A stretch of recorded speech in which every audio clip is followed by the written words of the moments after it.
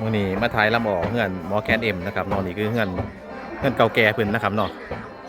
บรรยากาศบ้านโบราณนะครับเนาะเพิ่นเล่นอยู่ทั้งเฮือนนะครับเนาะเป็นมีระเบียงออกมาทางนอกนำโอ้เฮือนหลังนี้คือสิม100 ปีแล้วผมว่าเป็นเฮือนเก่าแก่อยู่บ้านฮองนะครับฮองวารีตำบลตะโกนอำเภอเมืองจันทร์จังหวัดศรีสะเกษนี่ครับโอ้นี่หลังเก่าหลังตระกูลนะครับเนี่ยเพิ่นไปเฮ็ดใหม่ออกมาอยู่พี่เรียงมาทั้งปีเนาะคือบรรยากาศเก่าๆเดี๋ยวผมจะขึ้นไปถ่ายมาหันเฮือนไม่รุดนะครับจะได้คำเฮือนเพิ่นเล่นอ๋ออยู่ในเฮือนนะครับพุ่นเสียงดังตึมๆอยู่เอานะครับนี่เสาคำเฮือนอย่างเฮือนหักเพิ่นว่า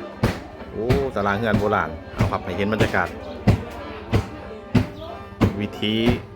ความเชื่อโบราณนะครับแล้วก็บ้านจดกับว่าเฮือนหักแล้วนะครับเนาะโอ้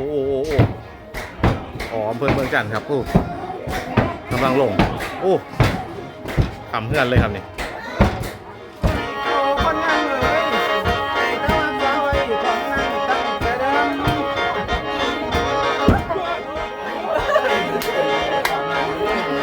เจ้าภาพเองตัวนี้เขาจะไฟลงโอ้เจ้าภาพเองครับลงเฮือนสิฮะ